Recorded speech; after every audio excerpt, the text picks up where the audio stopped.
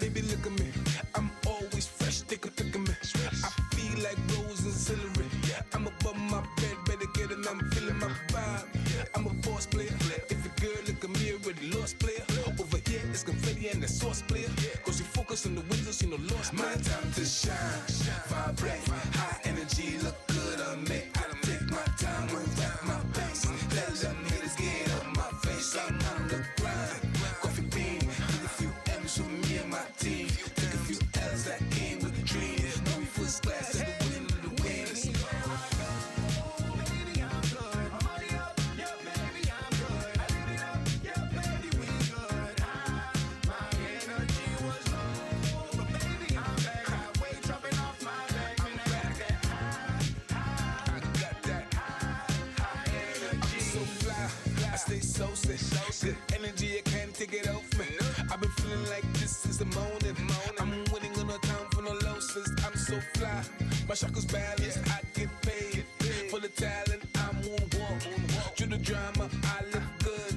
Nobody come. My time to shine, vibrate, high energy, look good on me. I make my time, move at my pace. Let them haters get out my face. I'm on the grind, coffee bean, need a few M's for me and my team. Take a few L's that came with a dream. Know me first class at the win of the wins. Baby,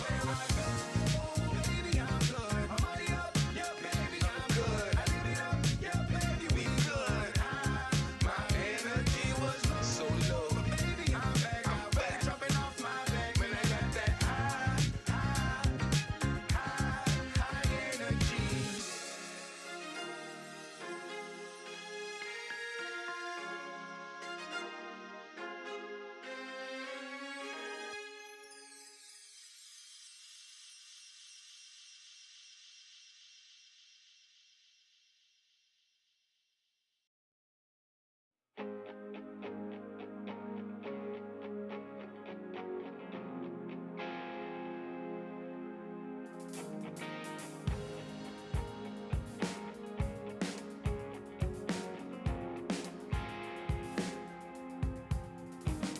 Scratched your name into bleachers at Satellite High.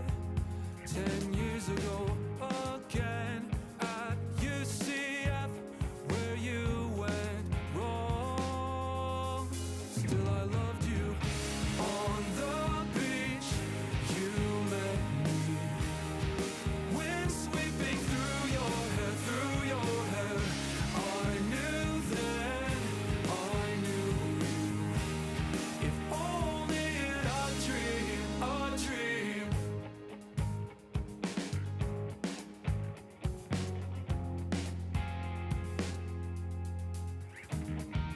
We lost touch after graduation speeches. In a mad crowd, rushing to live how we were told life would be. Not what it seemed. On the beach, you met me. Wind sweeping through your hair, through your hair. I knew then, I knew you. If only in a dream, a dream. Oh, oh, oh, oh, oh, oh, oh, oh, oh.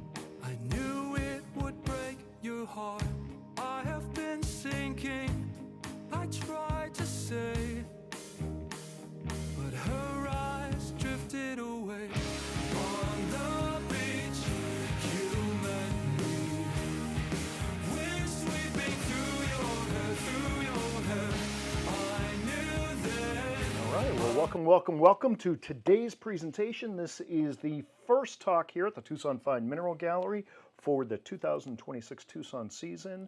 We've got Clemens and Stephan, and I got to slow down when I do the last name because I want to make sure I say it right. Schwarzinger, Schwarzinger, and they're going to be talking about uncovering mineral fakes. And that's going to be coming up in just a little over 10 minutes. So stay tuned. We're going to play a little music for you, and you can just sit back, relax. It's going to be a fun show. I think I've already seen kind of previews of the presentation, and there's kind of the title screen, Uncovering Fakes in the Mineral World, Field Testing to Scientific Experiment. Very, very interesting men. I met them in Munich last year, and we started talking about presentations, and then we got together with Debbie Boyer, and we decided this would be perfect for the gallery, our first talk today.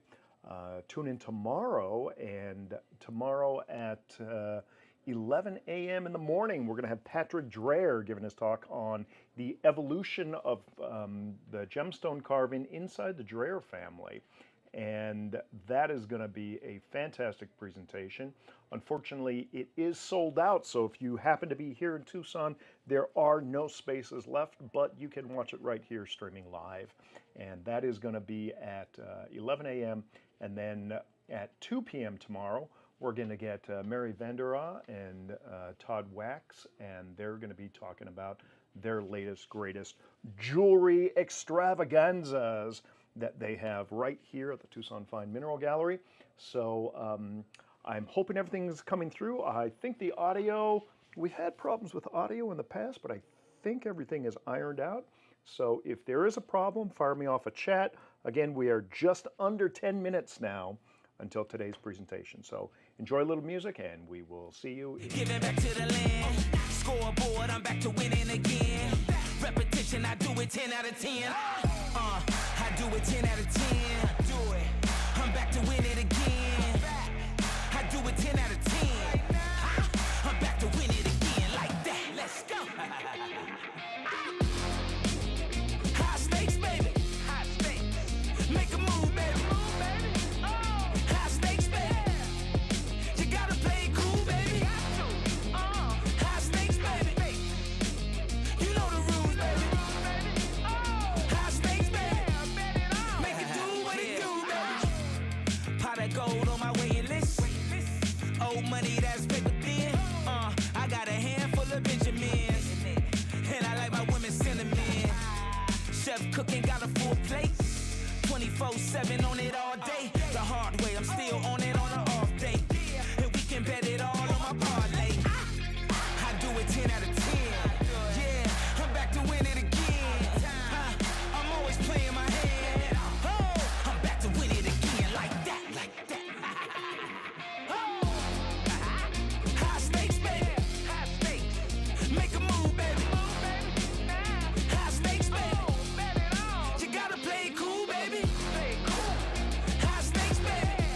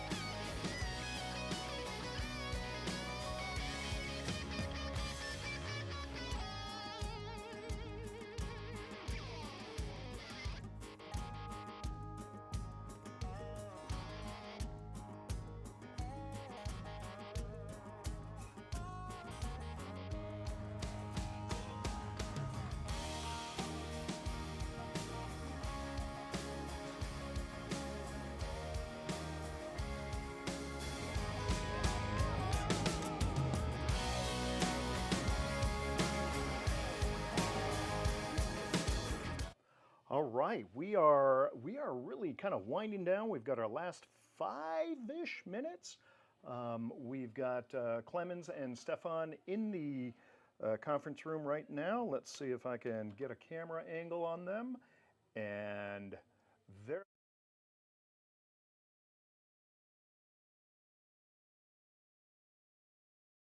off to the left there. So this is going to be a great presentation. If you're in Tucson, come on down to these presentations. They're really great. And Brother John's has incredible food. It smells like smoked meat in here, and I can't wait till they bring my food in. Hey, here's a fun thing. Everything's happening in Tucson. My good friend Vincent Pardue just stopped by. He was over here last night. We were chatting for a couple hours.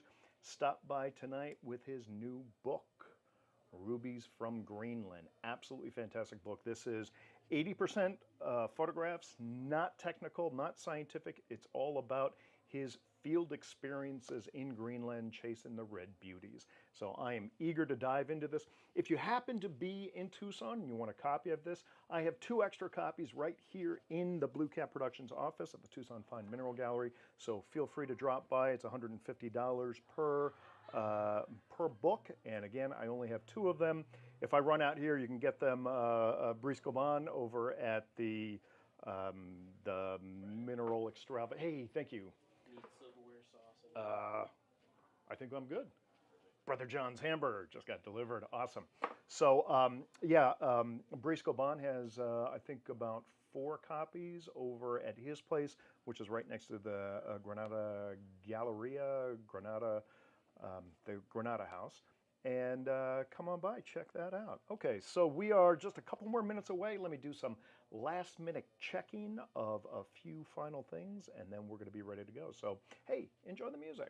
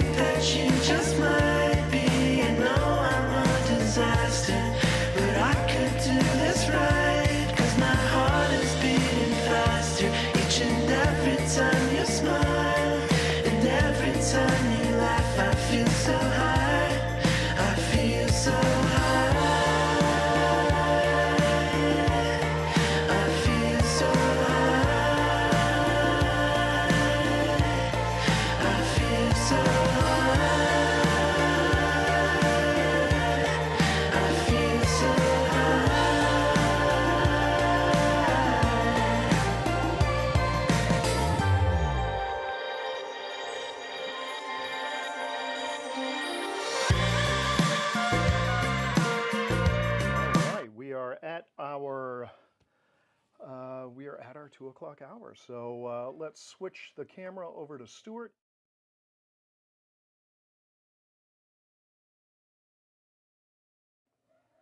realized maybe my audio wasn't on. Okay, so we are at showtime. I'm going to tell Stuart that we are ready to go. Stu, we're ready to go. Perfect, thank you. All right, welcome everyone to the Tucson 5 Mineral Gallery, and welcome to Stuart our is not first mic'd to his live presentation stream, so during he Tucson can't really know 2026. about it. Without further ado, I would like to introduce Clemens and Stephan Schwarzinger and their presentation on uncovering fakes in the mineral world. So without any ado, gentlemen, please take it away. Thank you very much, Stuart.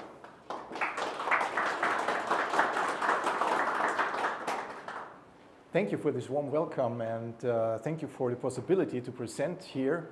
My name is Stephan Schwarzinger, and this is my brother Clemens over there.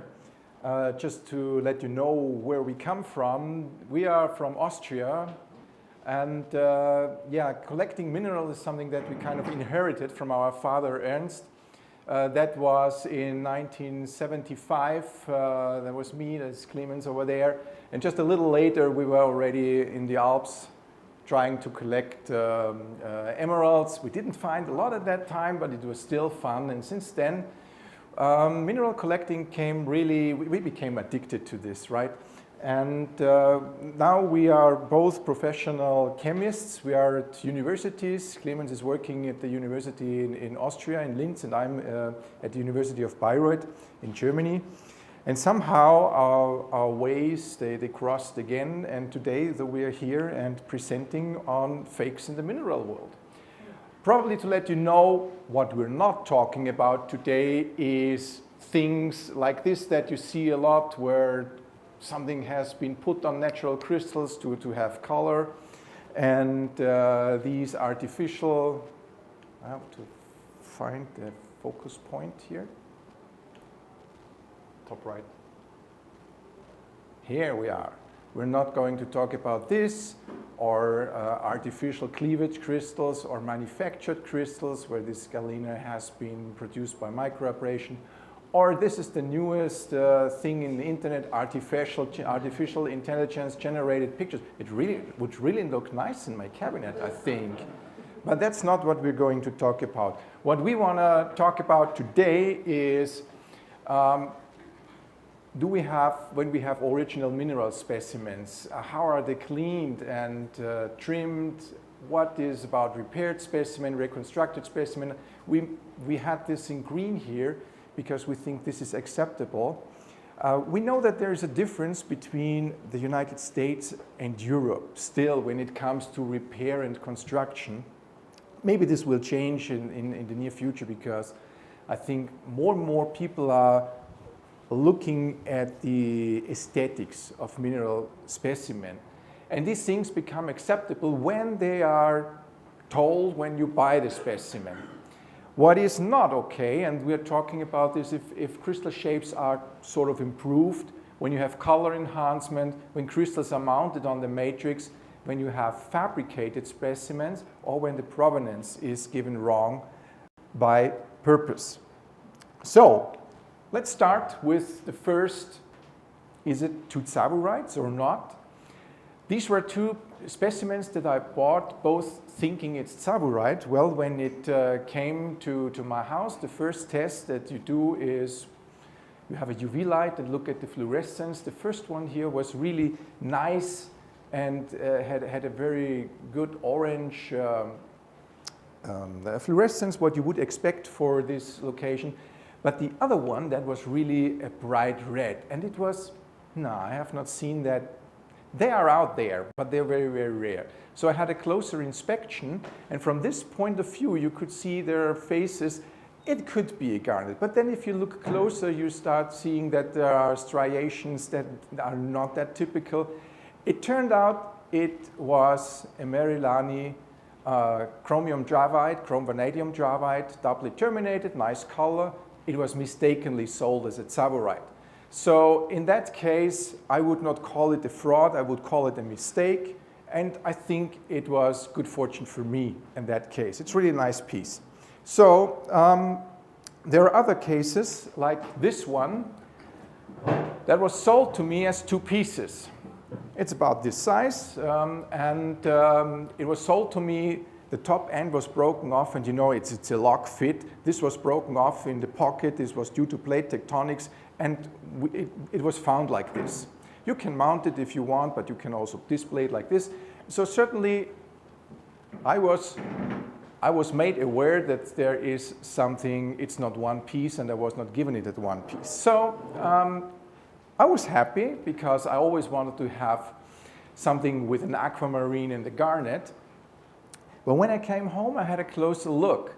And in the basement there, something was, it was not quite right. It looked like this here. And if you really look close, that looks fishy. So the next thing I did is I put it in acetone over the evening. And next morning I came back. I had not one piece there, but I had actually 5 pieces plus the one top piece. And that was not declared. And that's, of course, not okay. So this is fraud. And you would not pay the same price if you know ahead. In the end, I put it all back together, and this is how it looks today. It is very difficult to see the repairs, so with a little bit of practice, you can do very well repairs. And if you sell and let people know, I think the price has to match, yeah? But then this is something that is really accepted today. Just let people know. Like also the next example, if you haven't noticed by now, I'm a garnet collector. These are 2 pieces that I purchased, and it was told to me, you know, they are, this one here, the garnets have been glued back on. And if you ever have tried to clean these pieces, this is from the Tyrol, from the Zillertal Mountains, you know how much work it is, and I thought for that, I think it was $40 or so, I just paid, and I have it brought home for display. And this one here is from the Italian part of Tyrol. These are fantastic specimens, however, they have been reshaped with abrasives and then colored. But it has been announced, so this is how the thing would look like without the color when you destain it, and here you can clearly see the glue. So I knew it, I purchased it, I'm okay with that. Again, to something what is not okay, this is a very important specimen from the Navigador mine. It's a matrix piece. The garnets are like this one here is 3 to 4 centimeters. It's really rare matrix piece. And I bought it at the famous auction house with nothing declared. So it came to my home, I looked at it, and suddenly I realized something that seemed not to be right. If we look at the top garnet here, then there seemed to be a little crack there. And with UV light, I could see there's something that has fluorescence. And fluorescence is always indicative of glue. Clemens had done further confirmation with, I think we used Raman microscopy at that time. And also on the top, you can see here, that is not natural, that is a repair. And if you buy at a renowned dealership, you would expect that these things are declared. At least, well, this one here, I think that one is not that easy to recognize, but that one here, I mean, it's on the top of the crystal. Yeah, that should have been declared. So I was a little bit annoyed about that. Again, if you have a repair and if you have a reconstruction, I think it's absolutely okay if you let people know when they buy. What is also increasingly accepted is restorations. These are from my personal tsavorite collection. Each of the crystals is at least 4 centimeters in each dimension. And 2 of them have a restoration, which you can see under UV light. So the restoration in the central crystal is here. And we have a small restoration on that very light green tsavorite over here. That one here is just natural. The point here is this is a great specimen. but with a ding in the middle of the crystal, it just did not look nice. So I asked our Italian colleague from MCP to do the repair, and they did a fantastic job. It really looks great. This is something where you increase the aesthetics of the mineral, and I think this is also something very acceptable if it is advertised. When it comes to restorations, I had interesting conversations in the past. I met people that said, you know, I will recognize every reconstruction. It's just you will see it. And if you, I have made an enlarged picture here. The restoration is this central crystal here. And if you look at this, this is absolutely perfect. Even under the microscope, you see microstructures. I don't want to know how much work they really, how much time they invest in it, but it's fantastic work, really great work. And therefore I would say if you just look at it, if somebody really takes time, and we have really good labs out there today, they can make restorations that you cannot detect by eye. There are other ways to do that, like as we have shown, the fluorescence. But even with the fluorescence, we're not safe because the resins change. We have some resins out there today that are not fluorescent. Now here's another example. This is one tourmaline from Clemens collection. He's more the tourmaline collector of us. So that is also an important specimen from the recent finds at the King mine, and the restoration is here on the surface. You can again see it if you use UV light. This is a wonderful work, this restoration. But when you have this restoration, people also often tell you don't touch the surface too much because it could suffer in shine. And that would be one of the ways how you could, if you have larger surface restorations, how you could detect it. The resin and the stone, they will feel different. They have different haptics. And that is one way to recognize it. The surface properties are different. So sometimes a drop of water, how it forms, or a drop of oil, how it runs off, can tell the difference. All right. So with this, I would like to hand over to Clemens, and he will lead you into the next part of the presentation. Yeah, welcome also from my side. One topic that's been very present for me in the last, I would say, 7-8 years is tanzanite, or as the mineral collector should call it, zoisite. So the mineral is zoisite, and if it is blue, bluish violet, the gem people call it tanzanite because it's much easier to market. The story behind is, you know, we have a gemstone that's wonderful. We call it zoisite. That sounds like suicide. It's a little bit fishy. So the problem with the zoisite is that the first pieces that came out were wonderful shiny blue. Later on, people are finding material that's not that blue anymore. It's brownish, yellowish very often, but there's a nice trick. You can heat treat the material and turn it from this color into this color. So the question is, how could you identify the heat treatment of such a piece? I can tell you after many years of research, it is possible for a couple of pieces. For others, it's simply not possible. We did lots of analysis, we did a lot of scientific stuff and calculations, artificial intelligence and so on. Still, it is impossible, especially for gemstones, because the minerals, you have some indicators, but for gemstones, you grind everything away. You just have a little bit of completely glassy material, and it's extremely hard to detect it. So if you have mineral specimens, it's sometimes very easy to answer because you look at the adjacent minerals that are there. For example, here we have a nice tanzanite, which is bluish in the center, a little bit of brownish. Whenever you have brownish, it's a good indicator that it's still unheated, but you never know. But you have some additional minerals here. You see this nice shiny pyrite here? Well, if you enlarge the pyrite, you can see it much better as long as it has shiny surfaces and is still of this golden color. It has not undergone any heat treatment. So the pyrite is a good indicator that the sample has not been heated. The heat treatment is at very low temperatures, 450 to 550 degrees. This is not where you change much of the structure. Even if we have completely transparent materials with small inclusions, the small inclusions do not change.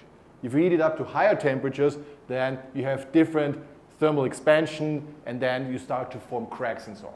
But at this low temperatures, sometimes it's much easier to look around the specimen and see if you have anything that shows off the treatment.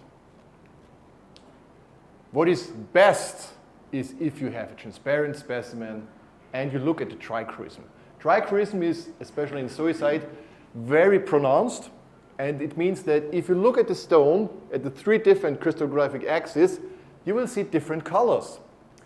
This comes easily to display if you use polarized light. Like we have a computer screen and they emit polarized light. So I'm using here a polarized screen in the background and have a piece of the tanzanite, and let's just turn it around. So we start with this yellowish green, then it turns to purple. Purple, if you turn it by 90 degrees, turns to blue. And then you have all the 3 colors. And then again, the yellowish brown to the blue. So what happens if you heat treat this? The blue stays, the purple stays, but the yellow vanishes. So if you see under polarized light still some remaining of yellow, then your crystal is unheated. Which works perfectly if you see this. If you don't see this, that doesn't mean that the crystal has been heat treated, because the difference is the chemistry.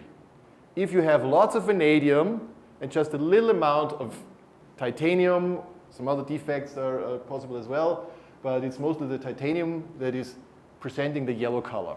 And the yellow color, if heated, just vanishes. If you have a crystal that has no titanium, but just the vanadium, it doesn't show the yellow. So very often you hear, it has been heated naturally underground. No, it's not true. It has a different chemistry. So if you check the chemistry, you might indicate that it has been heat treated if you find certain chemical composition, but not the yellow color. But on the other side, there are sometimes the cases that you have a chemistry that doesn't allow for yellow color to show, and therefore you cannot tell the difference. But if you see trichroism, might be red, might be yellow, you're pretty sure that your crystal has not been treated. Heat treatment is something that's not unique to tanzanite. It's done for many, many other mineral specimens. Also, a very well-known example would be topaz. Topaz, especially the ones from Ouro Preto in Brazil, you can see them very often coming up in these orangey or brownish colors. If you look at the chemistry, so then you find some chromium, and the chromium is a pink chromophore. And you have some color centers that make up the yellowish-brown color. If you, again, heat treat them, also low temperature, 500 degrees, the yellow color zone, again, color centers are destroyed. But what remains is the chemical coloration of the chromium, which is pink. So you turn it from this color to this color. Again, the yellow just goes away. What stays thermally stable is the pink color. In this case, to prove the treatment is practically impossible because you don't change anything in the interior. Inclusions all stay the same. And sometimes you have these chemical composition that they are naturally pink. The other one is just a physical phenomenon. You have empty spots in your crystal lattice. They absorb the light and they produce these yellow colors. And they're, again, easily removed, and this can be done by nature itself. So having pink crystals or violet crystals from Ouro Preto is possible. If it comes to these light pinks, very often they are treated. How to prove it? Practically impossible. That's the bad news. Sometimes even science can help you. Is that color stable? Yeah, the color is stable. What is not stable are the color centers, because it's disturbance in the crystal lattice, and if you heat it up slowly, it starts to vibrate, and all the positions fall into the stable position.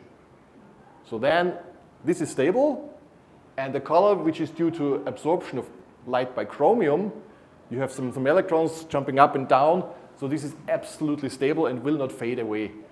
Like, you probably know the brown topazes, they tend to fade. This is the non-stable part. The pink ones, always stable. Yeah, brings us to brown topaz. Pieces like this have been around for a couple decades. You have from Pakistan, Afghanistan, very young mountains. You have intense coloration of the Smokies and very orangey topaz. Well, in this case, what helps you most to detect the fraud is think. Think how old are your specimens. Think how natural radiation would induce the color. Very often you have something like potassium. Potassium is radioactive, but just a tiny bit. So it takes millions of years that this radiation produces the brown color or the black color in the quartz. If you have very young mountains like the Himalayas or the Alps, they didn't have enough time. So what do people do? Put it in a nuke. Give them high energy radiation doses, and then you end up with crystals like this. So if your quartz in this case is too dark to be natural, it's very likely irradiated. Natural quartzes should be very slightly brownish in this case. Still people tell me, yeah, we find some from time to time. Okay, there might be a couple of locations, but most of this Pakistani material is treated. How stable is that? Well, it's stable for the quartz, but not for the topaz. If you heat it up or you put it into UV light too often, then the color will go away. Yeah, also a nice example here on the right side is this wonderful topaz that I was sold on eBay. Best source to buy minerals is eBay, especially if you're looking for fakes. Brazilian topaz, brown. I mean, it looks really nice. It's about a 1 kilogram piece, cheap. You see some phantoms here on the edge, so it was really clear on the outside. And I said, okay, if you do irradiation, how could you make this zoning? Well, the zoning is still there, but you don't see it in most of the times. And showed it to a couple of people and said, yeah, obviously from the crystal shape, it's Sakanji from Mogok. So it's a Myanmar topaz that has been irradiated. And I had two examples. The one I left in the fake state, the other one I heated up in a homemade oven, 300 degrees. It faded completely. So even the phantom was gone, and I restored an original Mogok topaz. So there's always a way to get back to the original state. Topaz is, especially in the gem business, known to be treated, the blue topaz. We have wonderful blue topaz from Brazil. We have a couple nice pieces from Nigeria and a few locations like St. Anne's Mine in Zimbabwe. This one here was claimed to be a Spitzkoppe Namibia topaz. Extremely perfect crystal, which fits nicely into what you find there. However, the color does not fit there. So in this case, the indication is, guys, look around. If 1,000 crystals are colorless and one is blue, there's something off. So what helps you is experience. Look around. Live learning, we have realized, is helping in most of the time money. Both of these pieces here are irradiated, and just to give you an idea of what you can do to produce color in topaz, usually you start off with colorless or lightly brownish colors, and the first experiments were done with cobalt-60. This is a special isotope, and that produces gamma irradiation. So from colorless you go to brown, and then you do some light heat treatment, and it turns blue. Of course, then people were looking at different ways to ionize the material. You have accelerators, for example, that produces electron beams. Here you get a greenish-brown color after this treatment. Again, heating it to 200 degrees, you end up with a different kind of blue. So people invented names: blue, sky blue, London blue, Swiss blue, all different shades, but of very intense dark blue that you would not find in nature. Of course, you can nuke the stuff, put it in a nuclear reactor. There you have neutrons, so you have gamma, electrons, or neutrons. Then you end up with London blue, in this case without heat treatment. Or you combine your nuclear reactor with the accelerator and heat, and then you come up with this so-called Swiss blue color. This coloration is also stable. Is it possible to detect it? In some cases, yes. What are people doing depending on where you live? If you live in Germany, you have high security standards. You would put it in your nuclear reactor, but you would make sure that you have the right neutrons. So you have a piece of lead that just isolates the lower speed neutrons, which would stick within the crystal. So you have the high speed neutrons running through through the topaz, doing the damage, and exiting the topaz on the other side. If you have the low-speed neutrons as well, they stick within the crystal and produce some unstable isotopes there. So if you have these unstable isotopes, you just use something to detect radioactivity, it detects neutrons or it detects radiation. You should not wear these pieces. If it's properly done, then you don't have any radioactivity left in your topaz. So usually the blue topaz should be safe. Can we detect this? Yes, in some cases, for example, if it's badly done, we can detect the strange isotopes there that should not be there by nature. However, if we're talking about $2, $5 carat, and an analysis that costs you a couple thousand, does it pay off? They just assume every blue topaz is treated. Fair point. Lowers, of course, the market prices of the natural topazes. Another very famous mineral specimens, the heliodors of Tajikistan. I know people that traveled to the mine and, well, there was no mine. Again, what helps us here is knowing the locality, very young material. There's not enough time to produce the yellow color. Yellow colors come from origins like Volodarsk, which is 2 billion years old. Peter, correct me? 1.9, 1.7, something like this. So that doesn't go together with the newly folded, it's still a couple of million years, but it doesn't go together with this. And people have now mostly realized that the material is Shigar material that has been irradiated. We have seen pieces 1 year at the show, wonderful blue, next year they were yellow. That is a good clue. Still, it's around the material and it's been sold as natural, been sold as Tajikistan. I just had the discussion with somebody that said, yeah, if you go to Google Earth, you can find the mining areas next to the Ragul town. Of course, there might be mining, but you don't see on Google Earth what they're mining. That might be gravel, that might be whatever.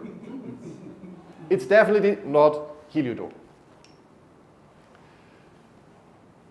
Another one that I bought, wonderful green spodumene. Had it for a couple of weeks, got paler and paler and paler. Well, now it's absolutely clear. But still nice. Still nice. But the problem, again, these were, I would say, 15 years ago, when the dealers had them under the shelves, brought them up, opened it up from aluminum foil. You want to see it perfectly green, and then stored it away within a second. Because this is also some kind of color centers that are produced by shooting the neutrons through the material, and it's not stable. You put it out in the sunlight, UV light, it's high energy material, and it will almost at once restore the original color, in this case, colorless. I asked the guy, how do you do it? And so on. Yeah, it's very easy. We put it in the reactor, and just let me know what color you want to have. Blue, pink, purple, everything is possible. So also to be very careful with this material. How do you detect it before you buy it? Well, the greens have a different chemistry. The greens coming from hedonite, for example, they have a real chemical chromophore. Those ones only have these defects in the crystal lattice, and this is very hard to detect. If you know the locality, green is not coming from there, then it's probably treated. Too good to be true, this is generally the message of my life in buying minerals. If it's too good to be true, if it's too cheap, you should stay away from it. But you know, this is the biggest problem that we all have in mineral business. We're greedy. We don't want to spend a lot of money for good pieces. We want to have them as cheap as possible. And if it looks good and is cheap, very often there's something wrong. This one I did not buy this time. It was a wonderful topaz. I'm a topaz collector, by the way. Tourmaline is on a side topic, yeah, but it's usually a topaz. And you have this wonderful blue topaz, perfect sitting on the matrix here. There's some other blue material. Didn't look that closely. Said, okay, that's some other topaz that's not euhedral and so on. But then suspicion, of course, comes up, and you start to test with the UV light. Like my brother said, UV light is wonderful for detecting the glue. In this case, we could not detect any glue. But what we could detect, I hope it's visible here on the video, that if you look closely, there's some clevelandite all around. The further away you go from the central topaz, the more you saw the structure's orientation is all clevelandites are going in the same direction. Just around the topaz, the clevelandite was showing completely different directions. It was just placed there. So you just spread a little bit of glue and start sprinkling the remaining matrix material. You don't see the glue very hard, but then look for the orientation of the other material. What also gave us a clue here is that this one down here was not topaz at all, it was aquamarine. So they were using the matrix of a different mine and just gluing this. What was so special about this? It comes from an old collection from a very famous, I won't tell any names here, from a very famous collector who was there and actively mining the sites. Yeah, this is the first thing that I have learned in gemology. Don't believe what the customers say.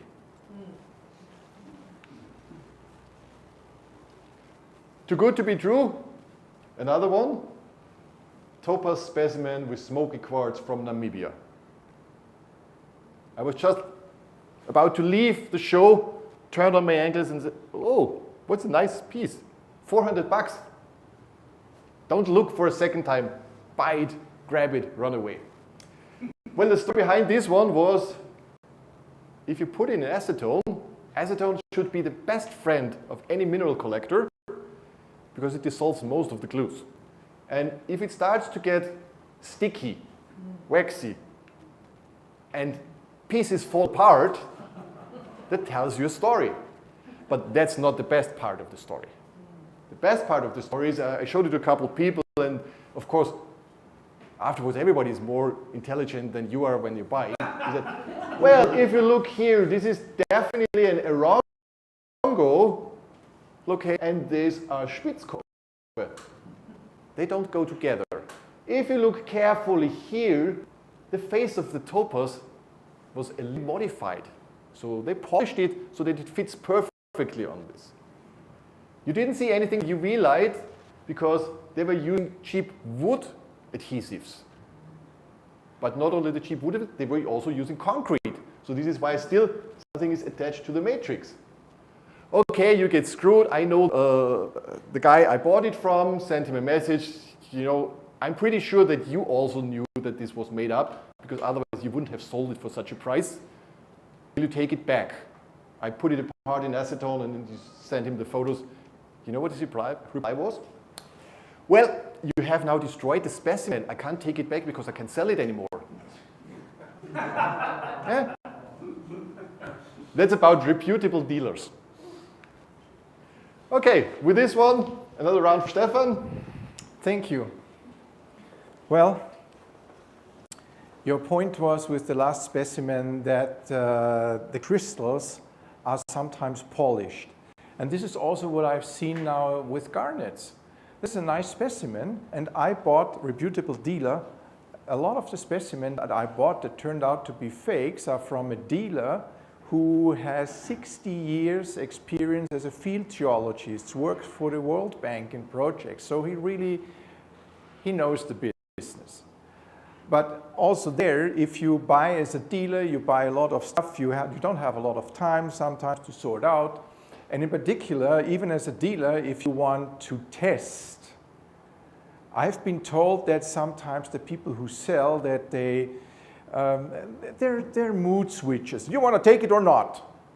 Testing? No time. Then the next person buys it. So often you don't have the time to just discover when you're home. But this is also a garnet. I looked at it, it has a nice color, no question. But the faces, the faces looked a little bit, taking a loop or a microscope, I realized there are scratches, and you could see it here even in the expansion. It is hard to picture on the real stone, see it much better, but there are scratches, and they just belong there. You can easily distinguish a scratch from a natural striation. And it's something that we're also seeing more often. I have seen lots of aquamarines from Vietnam that just have been polished. And it can get even better. So Clemens already showed you one piece long together. I always wanted to have one big aquamarine that is showy that I could put somewhere in my office. And one here, that is, I have to say, that is how it looks like now. It was a reasonable price, so I bought it, and I got it. I hold it in my hand, and what was interesting was the rose quartz to the aquamarine. Let's have a look at the original piece. This is how it looked like. Can you see here this transition? Here's an expansion of that. Like if you go in your bathroom and you look on the silicone, you can see it smooth, and that just looked. Can it be real that they glued that together? Put it back in the acetone. Quite a while. After a week or so, I had several rose quartz, and if you look carefully at the rose quartz, then you can see that they had a core drilled out to make the aquamarine fit in, and then glued back that together with resin. The resin was nicely in a nice rose tone colored, and if there would not be that untypical, I would not have noticed. So in that case, I called my dealer and said, something is wrong. And he said, okay, of course you will get the money back. That's how it should work. Now, the other story, we all know that there are very nice garnets in Madagascar found in the late 2000s. And very early, there were already, there are fake specimens. And as Clemens told, they used at that time the concrete to make up the makes, and they glued the garnets on it. Using UV, you can see it's a fake, but this here is already a picture that has been taken after I have intensively cleaned the specimen. So what they also do is they cover up. Fraudsters always try to cover up. They know that the glue can be easily detected, so just take a look on top of that. Your fluorescence test will not work. What worked again was acetone, so after just a few hours, the first pieces came apart, and now I have some single demantoids more at home. And then they came out in 2009, 2010, and there were new finds quite recently here, and this one here is a real one.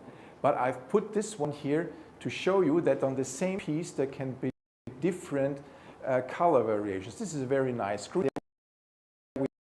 The brownish, where it's topazolite. This one has also sometimes often been used indication for it. It could be, well, it could be, but that one survived acetone. It's even now, you know, the more fake specimens we have, we take a different look at it, and I can tell authentic. And that one here also looks very nice, but guess what? And that pieces kind of started showing some twin. I have to admit, I'm not that much on media. I should have been. But some call Daniel Chinchillo have read that. It saved me some money. But I did not know, so I was buying these kind. They were fantastic. And the price was really, they were not cheap. Quality of the specimen, it's fantastic. They're all shiny. They were close to. And they had a strange bowl form. They were all this size. I had one 3 kilograms. And then I ordered more. I thought this is an opportunity also to more. For your collection, you sell the other ones. I ordered this, and then I got a message from, I can't send you that because the scent came off. I replied, how it came off? Did it break off? So the next thing is, I took this specimen here and put it into acetone. So this is what happened, okay? that I know that it's fake, next thing, UV light, it's kind of unusual. And in the center of this piece, all this is synthetic resin. But the weight, the weight was really, it felt like a rock because they were using, this is authentic Madagascar matrix that they have there, of course, in masses. And there were about 19 grams of really nice stones. And then we had a closer look. Damage was there. What to the specimen? Can you cut it? Well, this material was hand-selected for looking good but not being cuttable. Of course, right? So, okay, now I knew that this is a fake mineral. I thought myself, well, can I do this myself? It was a little bit of a dispute with my wife. She would give me the time, but in the end she gave me.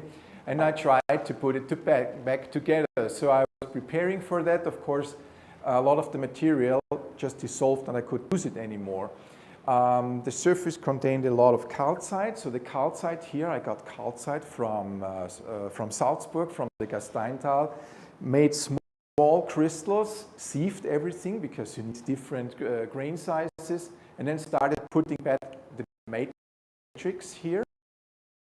That was not the smartest idea I had. I tried to cut the big cracks here with gardening, local hardware store in Bayreuth. It was not the smartest idea because there was some grains in there that had a good fluorescence. So as a good adulterator, you would not use that. And so piece by piece, I put everything back together, and this is how it looks now. And this is the back side. So from made in Madagascar, it's now made in Germany. Does it make it more valuable? I don't know. I still this one piece here, and I thought, okay, now I'll do it a second time and take more time to take pictures and understand how could we detect it earlier. Well, again, it was difficult to detect with UV light from the first place because there was clay on that. But after removing the clay, and in particular, if you turn it, flip it to the back side, there's this coral-like pattern that is completely unnatural. And this was the glue. Now, again, into the acetone, I've put it back together. This is how it looks like now. I think I did pretty good. So now that we know the original ones, if you just clean it with a little bit of soap and a brush, you will have this pattern here on the back side. However, we are relying here on the fact the glues that I used are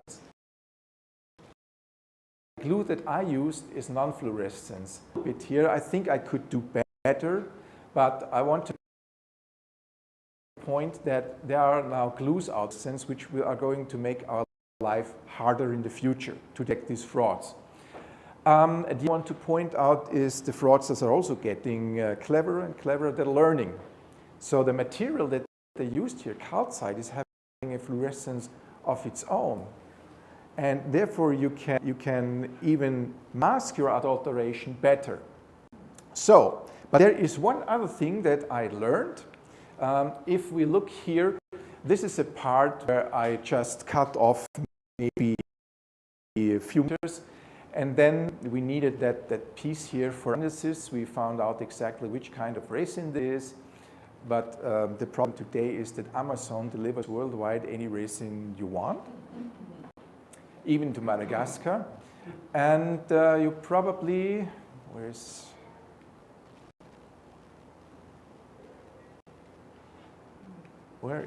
this? Here it is. I want to turn your attention to that darker point there, back there. There's something that is called the hot needle test. The hot needle test actually did not work here because this is a very fine mix of mineral material and the organic resin. Also, if you would test that aquamarine in the rose quartz today, you are not able to pin in a hot needle because I took care that you can't do that. Okay? The other thing that I have is I have this torch at home for my firing on the barbecue. and I just put the torch in there, and then it starts glowing and smoking. Should minerals smoke, burn? No, they don't. So that is actually a quick test that you can do. Of course, it's hard. I'm not sure that the dealer would allow that, to do that. But it's a quick test when you go out, maybe side. If it starts smoking, this here is part of the material that I got after dissolving it that really burns. And this here is another specimen that is apparently traded in Namibia. That was a gift from Erich Schmid, who brings back wonderful minerals from Namibia. He says, well, you can have this and tell the people what is out there. This actually is a very light material. It's just glass that is glued, glass pearls that are glued together. And they have big garnets, wonderful green, this size. But in this, not only the matrix burn, the garnet itself would also burn. So this is something probably, if the hot needle test does not work, it's worth trying it. Emeralds, also something I always wanted to have a nice emerald. And these are 2 pieces of emerald. The crystals are that size. And I want, again, to share a story. It's kind of a nightmare for me. One was a fake. But with emeralds, I should have known. This here is a famous piece from the Natural History Museum in Vienna. It was given to the Archduke Ferdinand in the 16th century.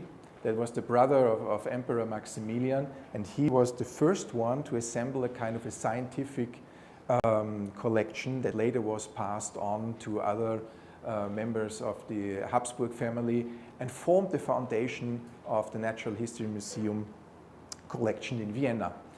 And it was known that this is a Colombian emerald. However, it is not one Colombian emerald, but it has been reconstructed from smaller pieces that were, at that time, the resin, but they were using something different, pitch.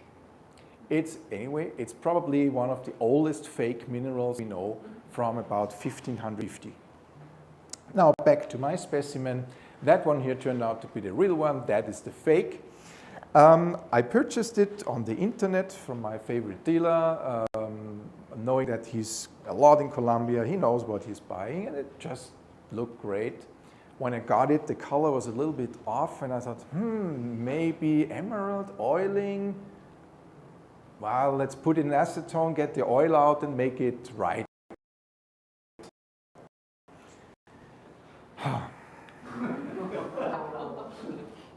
What should I say?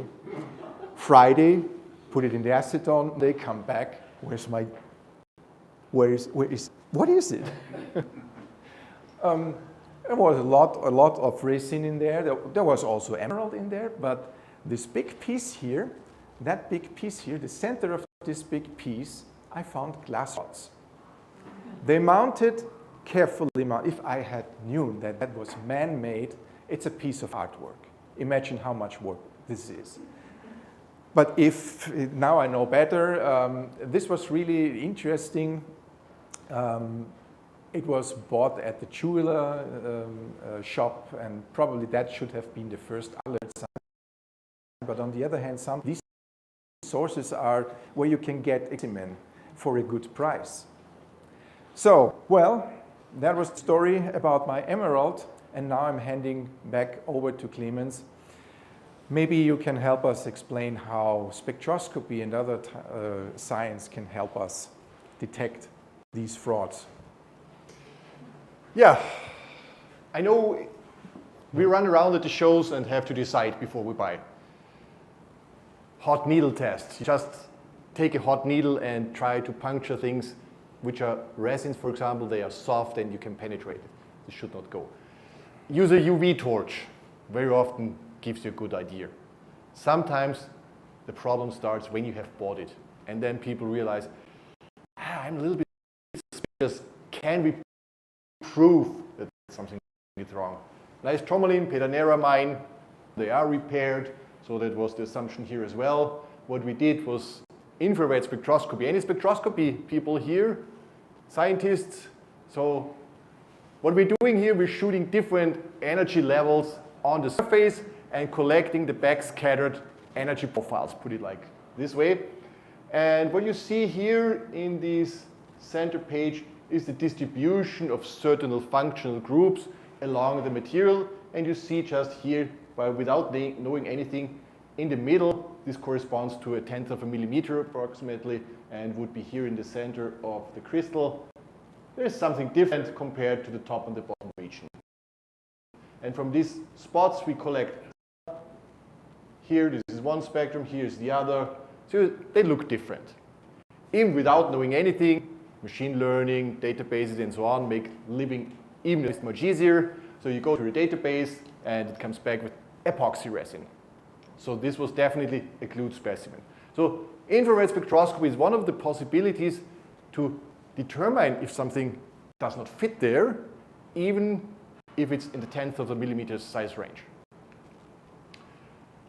Raman is a technique that you have probably heard in mineral science. This is what we use to identify minerals. We collect spectra and compare them to something that other people have measured that should be reliably measured. I do also a lot of work for gemology, so this is where this one comes in. Monstrans is for church services and has lots of minerals and gems on it. And we were using a Raman spectrometer, but in this case with an external probe, because you have to make sure that you can point a laser towards of interest, which is not possible with machines. With this one, it's possible. If you have a cavity and there's a nice small crystal sitting inside, then you have to make sure that you can measure it with this type of instrument. And the instrument itself looks like this. Now we're talking about close to $250,000 US. Nowadays, didn't calculate much of inflation, so it might be even more. But it's a serious investment that you wouldn't have at home, so you have to have a lab, a university lab or a gemological lab with this equipment. And with this Raman, you can detect fraud easily if it's wrong material. Turquoise is a mineral that comes to mind if you're here in Arizona. I had a project looking at turquoise together with my wife. Since that time, she says, I hate turquoise. I don't want to see it anymore, because 90% of the material that you see is fake in some kind. We had a large collection of materials coming from serious dealers, coming from old collection, close to 100 years and even more. And we tested them all with different spectroscopic techniques, even with pyrolysis, GCMS, where you heat the material up and collect the degradation product that you can identify. And of course, you start with a known reference material, which is not easy to find if you're talking about turquoise, because most of the material has oil on the surface.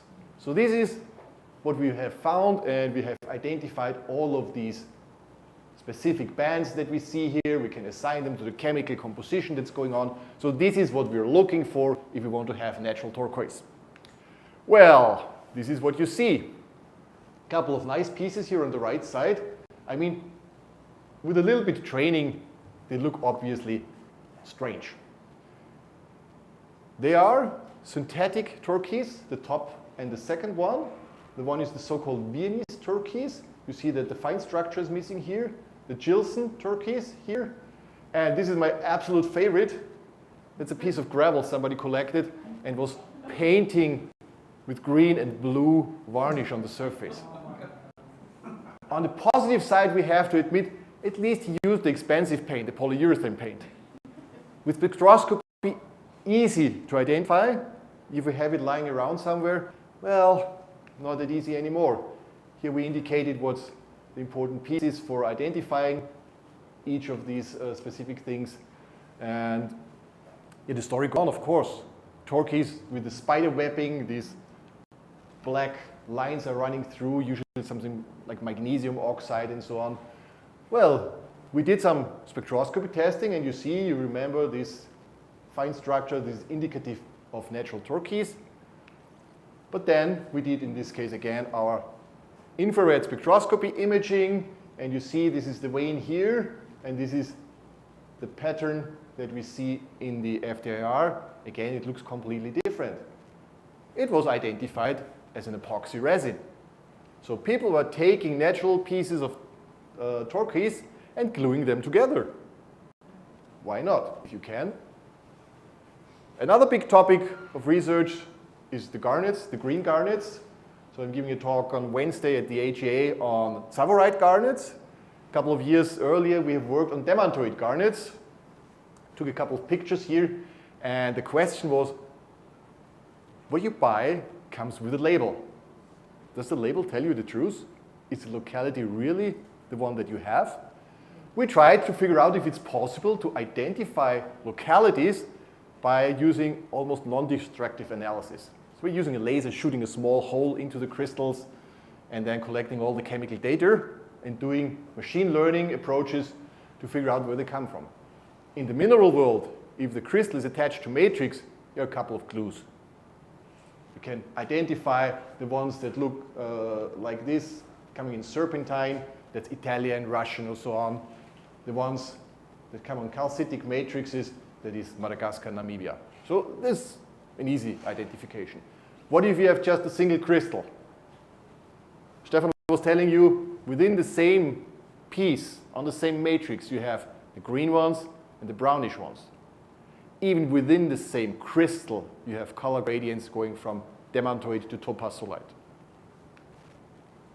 So how do we set up the project? Of course, we started with an easy version of minerals because demantoid is only found in very few places on Earth.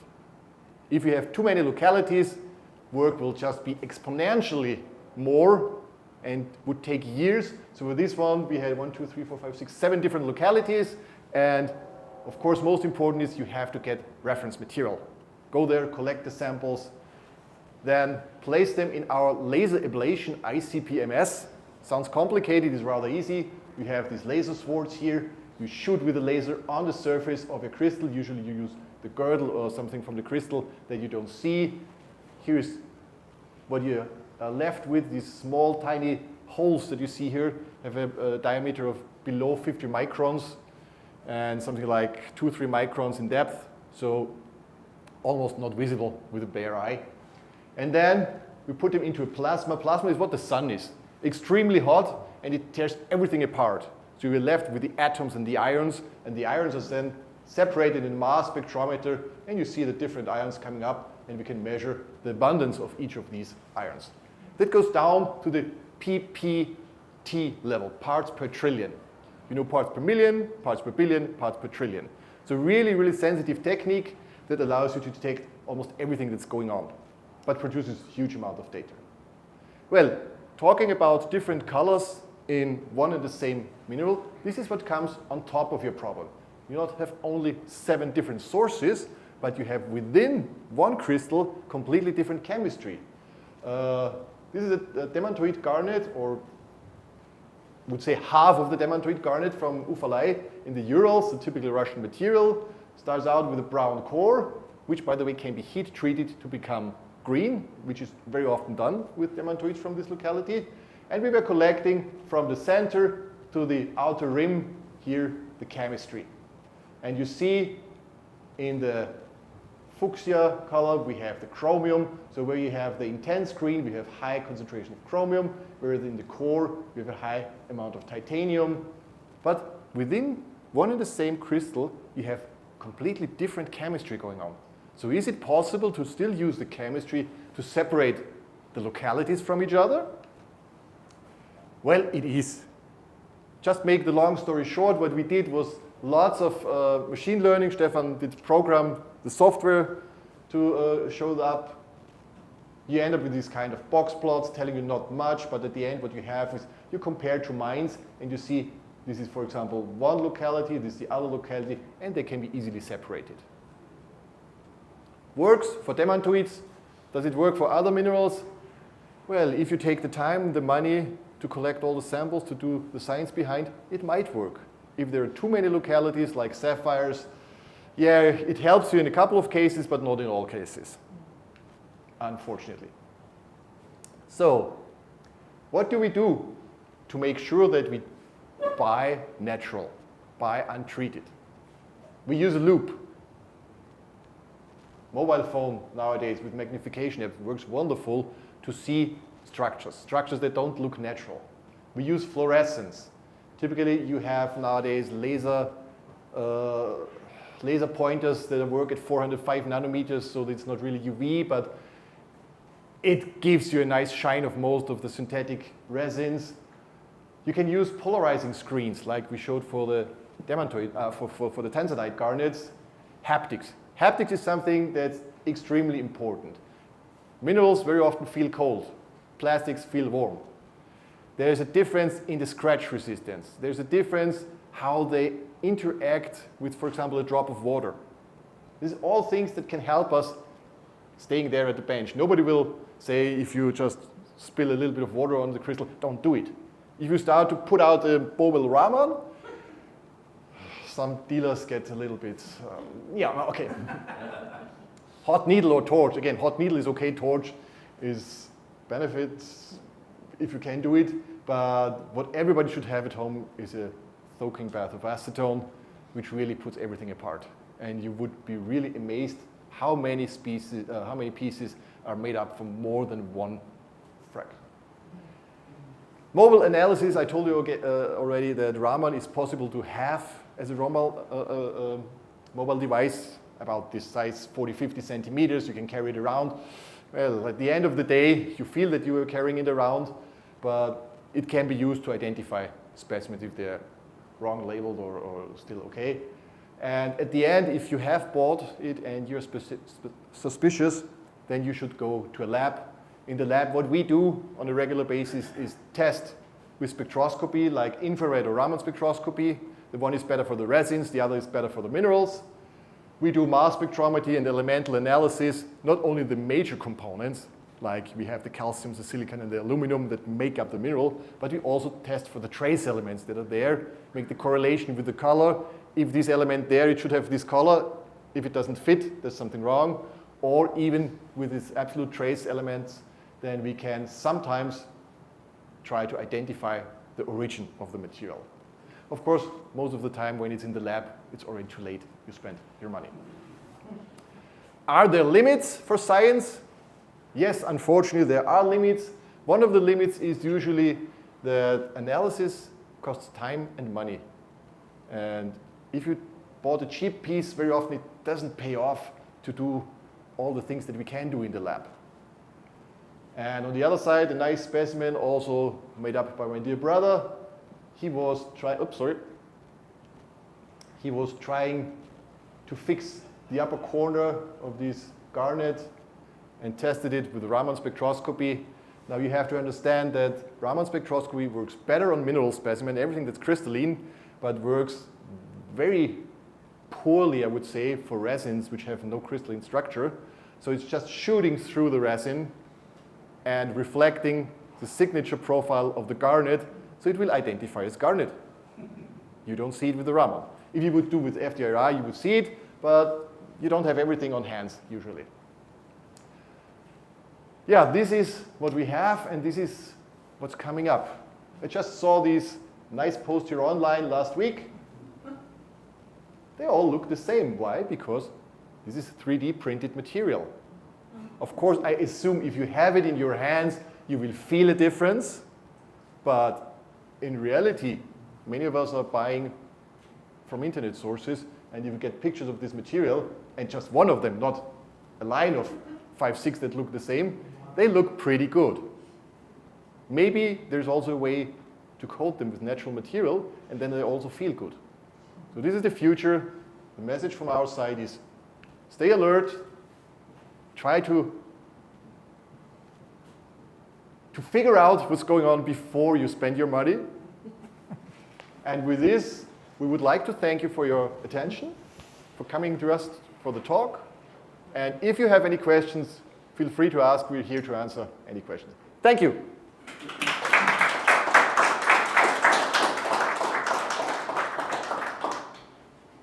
So, questions? Have you guys looked at the new Chinese quartzes with the purple film of fluoride on them? I've just seen them yesterday for the first time. Okay. So we made some pictures for the next talk. That's lab-grown amethyst, the lab-grown quartzes with the tip looks like amethyst. So you say it's fluorite? The ones that have the thin druze of fluorite. Okay. Completely covering the quartz crystals. No? Okay. It's supposedly from Inner Mongolia, right? Yes.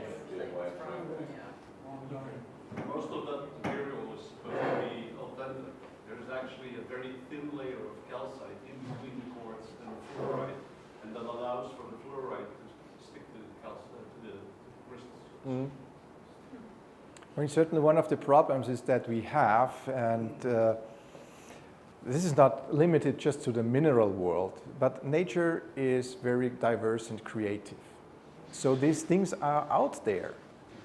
And we just have to learn how to distinguish what's real and what could be fake. And the problem is that the adulterators, they improve.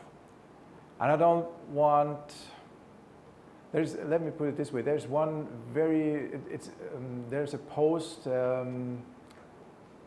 somewhere out there that is very strong language, but it explains why people, if you sit there somewhere in the third world, you have nothing to eat, maybe there's a war going on and you want to just survive and start putting things together.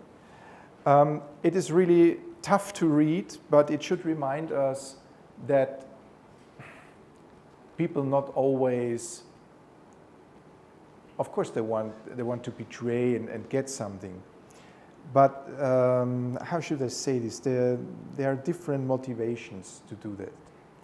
And we should not always put them into the bad corner. It's also us who have a responsibility. We just have to figure out how to deal with this. And the testing is the testing before you buy. The best thing is really, most of us are educated. We know how crystals grow and what could be there. Look at all these things. If you have a suspicion, then look closer. What we have to be aware is that all this testing is becoming harder because we now have non-fluorescent resin. There are resins out there that are not flammable. So everything is getting harder in the future. And I don't know how these things will evolve. Certainly the analytical world, it can solve a lot of questions. But even with the mobile analytics, as we have shown with the last case, has its limitations. So we have to be cautious. So those 3D creations, what are those? What are they made of? I have no idea. I've just seen them on Instagram, but mostly these 3D printing materials, plastics. There are some plastics that are highly filled with inorganic materials, so that can be quartz sand, for example. Yeah. It's a question of the size. If they're small enough, the grains, then they are translucent. Welcome. There's practically no limit except for the abrasion of the material at the nozzle. If you have something like quartz or corundum in your resin, it will abrade the nozzle. I'm sorry, I will release you from this. I mean, at the moment, it's definitely not a problem to identify them. But what does the future bring? We don't know. I have to say that this is certainly plastic. And if you go on YouTube, there are YouTubes that show you how to create these plastic from resin. You make a casting form, and then you pour in the material. And these look like they have been produced like this. So you have one casting form. These are, the aquas are always the same shape, and that is the same shape. So they're just, you cannot really 3D print it at the moment. At least I'm not aware of this technology, and I do quite a bit of 3D printing, so this is from myself. I don't know how to do that with two colors, so I assume they are cast and then put together. But I'm sure that something like this cost me something like 5 minutes to design it on a freely available program that kids use at school, and it took me 20 minutes to print it. And maybe next time we give a talk, I can show you how it turned out. And I think I can make it difficult for spectroscopy to find out what it is, and also if I give it to somebody, it certainly will not be plastic by the weight. Is there a type of specimen you would not put in acetone? Thinking quickly, there are of course a couple of things like, well, depends if you succinate Bernstein, Amber.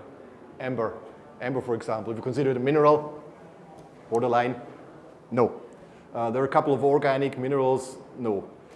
Sulfur should survive it, but acetone is something that pretty much dissolves no real minerals. But I don't want to give you the free pass for everything. I'm just trying to figure out what's in the back of my head, but I'm not aware of anything that gets pretty much destroyed by acetone. Hydrofluoric acid is something different. Considering the materials that they can make this stuff out of, they're 3D printing houses now. So they can, almost any kind of material can go through the nozzle. Yeah, I know that. We have printers now that can combine many materials. The problem with those, like the houses, this is kind of the FDM called production type. With FDM, we do have the problem that it's very, very difficult to get something that is that clear. This is a different kind of technology that is out there. We have also UV printing, 3D printing. But there you have the difficulty. You can only print one material at a time. At least that's the state of the art now. And who knows what will come? And what's commercially available. Yeah. There may be other things in research. Yeah. And you could also take a real specimen and scan it. Yeah. And use those in a 3D AutoCAD and put them together. Yeah. And make a 3D model. Absolutely right. Absolutely right. And that all that is available at essentially no cost today. Right. The camera a little bit more than the printer. Not much. Not much, and the problem again, Amazon will deliver worldwide. I noticed you showed some of those pink paramorphite balls that are on the internet. That's a very special account, a social crystal or something. They start to come up with the strangest combinations of minerals. I mean, to the seasoned mineral collector, it's obvious that's fake. But there are so many people who are not that experienced. I just had a post on Instagram on the treatment of tanzanite, the color treatment. Somehow it went viral, which is nice on the one side, but on the other side, you have people commenting it. You have no idea what kind of comments you get, really. And you have to answer them and still stay polite. This is that stuff they're asking about, the purple and the quartz. I saw some yesterday at Kino. Okay. It looked real to me, Yeah. That's Very hard to tell. but it's all over the place. This is one of the problems. They show up within a couple of weeks or months, and then they're spread all around. Yeah. I want to have one. I need to get one. Everybody knows next year they're not around anymore. Right. Yeah, it's hard. And, it's very and hard. the analysis take time. You have to buy one, take it apart, and then spread the news. And when it's about the provenience, it takes even longer because that's about machine learning, and many people don't understand machine learning these days.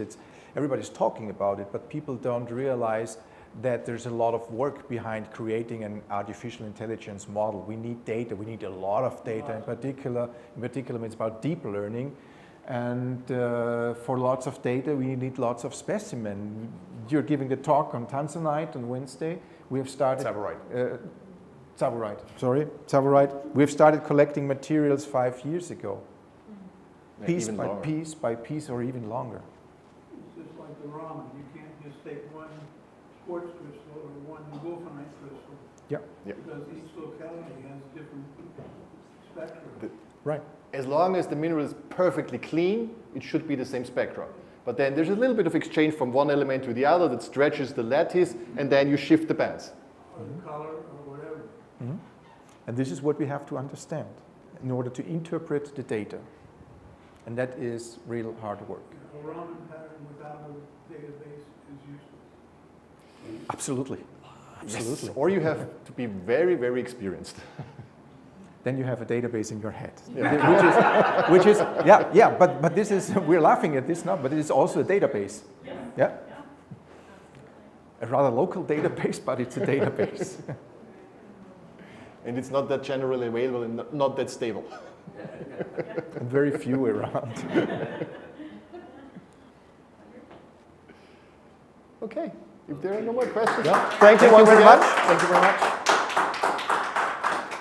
What a fantastic presentation. I promised you it would be something worth watching, and I think I delivered on that promise. One thing that really stuck out for me was Stephan's characterization of the people who are making these fakes as not being maybe always nefarious, and him showing compassion towards them as possibly this is the only way for them to make a living. And I thought that really speaks well to him as a person and who he is. But as always, knowledge is power, and now you know. So thank you again for tuning in today. That is it for our programming on this fine day. Tomorrow we are going to be back 11 a.m. with Patrick Dreher giving his talk on Dreher carving evolution. And that's actually going to be really interesting, because what he's going to show is he's going to show examples of how his grandfather carved pieces, how his father carved pieces, and how he carves pieces. And so even though they're all by the Dreher family or from the house of Dreher, there are differences from generation to generation. So that's going to be really interesting to watch. I think you'll be fascinated by it. That, again, is sold out for the in-person attendance. But if you are anywhere in the world and you see this, feel free to tune in. It's being broadcasted on Blue Cat Productions YouTube channel, on Blue Cat Productions Facebook page, I think my Instagram page, also Crystal Classics Facebook page, and the Tucson Fine Mineral Galleries Facebook page. So any one of those localities, you will be able to watch that live program. Patrick Dreher, Dreher Carvings Evolution, 11 a.m. tomorrow, Monday, February 2nd, followed by a little bit later in the afternoon, Todd Wax from Tucson Todd, and Mary Vander, you'll remember them. They gave the fantastic talk last year on the Garanata necklace that they both worked on together. And this is, again, going on garnets and some new work that they did. So I thought it'd be fun to have all of you tune back in, and hopefully you're going to have a great rest of the day. Look forward to seeing you tomorrow. Take care. Enjoy a little bit of music.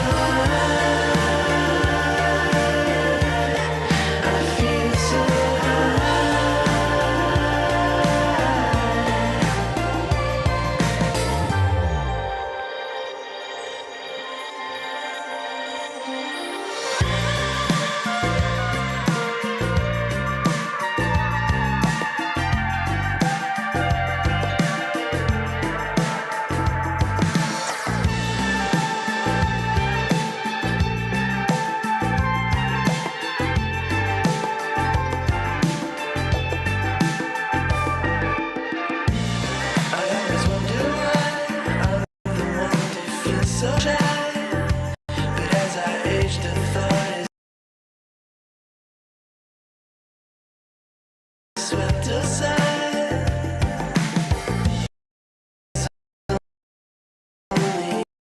In my mind, we all know there's only one thing that I feel I need. If I have you, I don't need anything. Are you the one I'm searching after? I think that you just might be. I know I'm a disaster, but I can do this right, 'cause my heart is beating faster each and every time you smile, and every time you laugh. I feel so high, I feel so high, I feel so high, I feel so high, I feel so high.